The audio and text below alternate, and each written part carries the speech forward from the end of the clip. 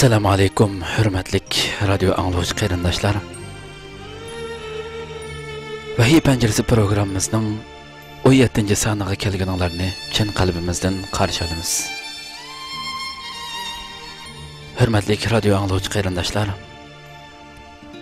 hammanglarga ma'lum bo'lgandek, biz bu programmamizda Islom shahidi Sayyid Qutb rahimahullohning Fi Zilalil Qur'on soyasida nomli tafsirining birinchi parasida to'xtalib kelyapmiz. O'tgan soatdagi 16-son programmamizda Yahudilik tabiati haqida to'xtalgan edik qarindoshlar va u mavzumizning oxiri qilib qolgan edi. Inshaalloh bugungi bu son programmamizda yana shu Yahudilik tabiati mavzusidagi ularning tabiati so'zlangan oyatlarning sharhisi diqqatinglarda bo'ladi. Mikrofon oldida qarindoshlar Abdullah Yalqun. Allah subhanahu va taala Sura Baqaraning 63 va 64 oyatida shunday deydi. Wa iz akhadna misaqakum wa rafa'na fawqakum at-tura khudhu ma ataynakum biquwwa wadhkuru ma fihi la'allakum tattaqun. ثم توليتم من بعد ذلك فلولا فضل الله عليكم ورحمته لكنتم من الخاسرين. Aslanlar ki öz vaqtida biz tur tegini üstünlarga tiklab qo'ygan va sizlardan chin va'da olgan hamda sizlarga biz berayotgan kitobni mahkam tutinglar. Onundaki ahkam, yol yo'riqlarni esinglarda saqlanglar. Bu orqali sizlarning taqvolik yo'lida mengishinglarni kutkili bo'ladi degan edik. Ammo shuningdan keyin va'danglardan yuz o'rdinglar. Shundaqdimi Allohning fazl marhamati sizlarni tashlamadi. Bo'lmasa sizlar allaqachon halok bo'lganlardan bo'latdinglar. Mana bu Sura Baqaraning 63 va 64 oyatining qisqacha tarjimasi.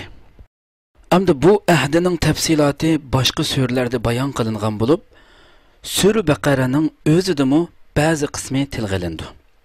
Bu yerdagi maqsad ayni chog'dagi manzirini ularning ko'z oldida namoyon qilib berishdan iboratdir. Oyatda ifodalanganiga o'xshash Allah Taala'nın Bani İsrail qavmining boshlari ustida tur teg'ini tiklab qo'yib, besim bilan ahdi elishi va ularga Tavratni butun kuchi bilan mahkam tutib turish haqida buyruq qilishi qatorliq bu ahkamlarning ifoda kuchining ham so'z ham ruh jihatdan bog'lanishlik bir manzara shaklida o'ttirg'i sunilishi zo'r ahamiyatga ega. Ular iman ishida qat'iy bo'lishga buyuriladi. Chunki iman aqida ishida yo'l qo'yishga, kang qo'rsoq bo'lib ketishga, parvosiz bo'shang muomala qilishga yoki o'yinchoqchaq qilib olishga hargiz qarab turg'ili bo'lmaydi. Iman aqida Alloh bilan banda o'ttirsidagi chin ahdidir. İman aqida degan Allah bilan banda o'ttirsidagi chin ahda. Shundaqla intayin astoydil haqqoniy bir va'da bo'lib, shunga uningda botilga va sal qarashga qat'iy o'rin yo'q. Shubhisizki iymon bilan munosabatli buyruqlarning jafo mushaqqatlari bo'ladi. Chunki iymon aqida deganning asli xarakteri shunday bo'ladi. Iymon intayin ulug' narsa bo'lib, uning koinotdagi ulug'ligi hamma narsadan ustun turadi. Iymon intayin ulug' narsa bo'lib, uning koinotdagi ulug'ligi hamma narsadan ustun turadi. Shunga inson intayin astoydillik bilan nihoyat yaxshi tushunib, uning butun taqozzolarini to'liq nazarda tutgan holda uningga yuzlanishi, butun diqqati, jasorati va samimiyati bilan aqida yo'lida uchraydigan mushkulotlarga taqobil turib, fidokorlik ko'rsatishi lozim. Iymonni mana bu ma'nodan qabul qilgan har qanday kishi rohat farog'at, aram asoyishlarga elvida aytib bo'lganligini bilib qo'yishi lozim. Qayta takrorlaymiz. İmanni mana bu ma'nidan qabul qilgan har qanday kishi rohat farog'at, aram asoyishlarga elvida aytib bo'lganligini bilib qo'yishi lozim. Alloh taolo Muhammad sallallohu alayhi va sallamni payg'ambarlik vazifasiga chaqirgan chaqda payg'ambar alayhissalom Xadija radhiyallohu anhaga nima deganda mada ahdun nawmi ya Xadija. Nima degan Rasululloh? Mada ahdun nawmi ya Xadija. Ey Xadija, amdi uxlaydigan va orom oladigan zaman tugidi degan edi. Allah. Rasululloh Xadija onamizga ey Xadija, amdi uxlaydigan va orom oladigan zaman tugidi degan edi. Alloh taolo yana payg'ambar alayhissalomni ogohlantirib nima degan desa, sanulqi alayka qawlan saqila. Biz pat yaqinda sana intayin ig'ir so'z nozil qilamiz dedi. Biz pat yaqinda sana intayin ig'ir so'z nozil qilamiz. Sura Muzammil 5-oyat. Buni degan bo'lsa, Bani Isroil qavmiga nima degan? Xuzu ma ataynakum biquwwatin wazkuru ma fihi la'allakum tattaqun. Biz sizlarga berayotgan kitobni mahkam tutinglar. Biz sizlarga bergan bu kitobni mahkam tutinglar. Uningdagi ahkam yo'l yo'riqlarni esinglarda saqlanglar. Bu orqali sizlarning taqvolik yo'lida mengishinglarni kutguli bo'ladi degan edi.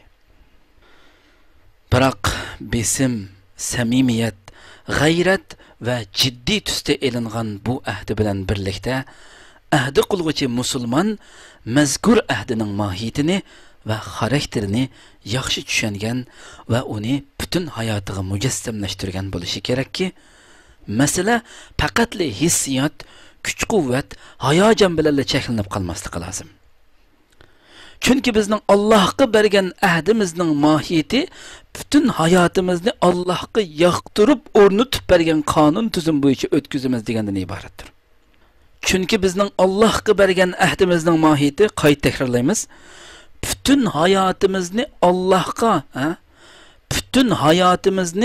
Allah yoqtirib o'rnatib bergan qonun tuzum bo'yicha o'tkazamiz degandan iboratdir. Allohga bergan va'dimizning, Allohga bergan va'dimizning, ahdimizning mohiyati bundan iboratdir. Bu tuzum qalb iddiyalarga rohat etguchi tirik tuyg'u bo'lib singib ketsa, amaliy hayotda hayotlik tuzumi va bir hayotlik shakli bo'lib namoyon bo'ladi.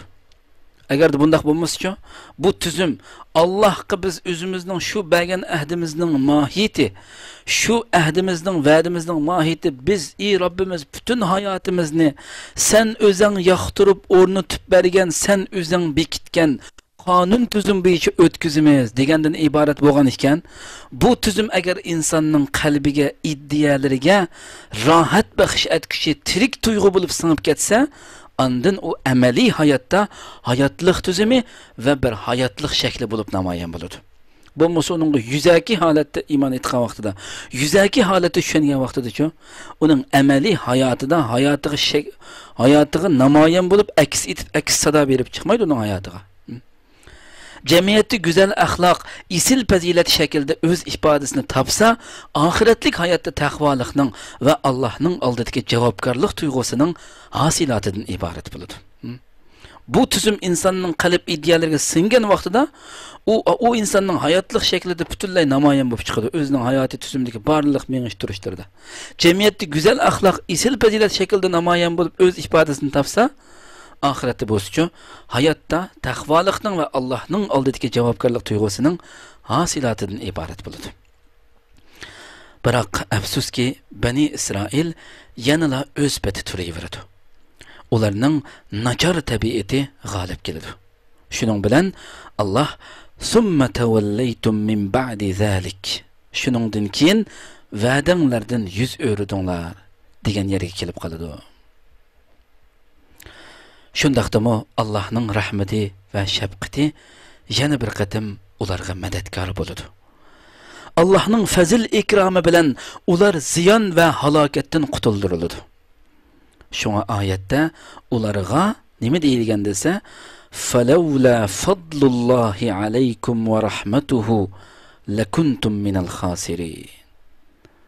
Shundaqdimi Allohning fazil marhamati sizlarni tashlamadi. Agar undaq bo'lmagan bo'lsa, sizlar allaqachon halok bo'lganlardan bo'latdinglar, deyiladi. Hurmatli radio anglovchi qarindoshlar, bugun vaqt munosabati bilan programmamiz mush yerda oxirlashadi. Inshaalloh kelar qatimqi programmamizda ko'rishguncha sizlarni Janobi Alloh subhanahu va taologa topshiramiz. Qadrli qarindoshlar, butun dunyodagi barliq qarindoshlaringlar uchun, shundaqla kamina ojiz uchun ham ijobatli duolaringlarda duo qilib qo'yishinglarni chin qalbimdan umid qilaman. Assalomu alaykum va rahmatullohi taala.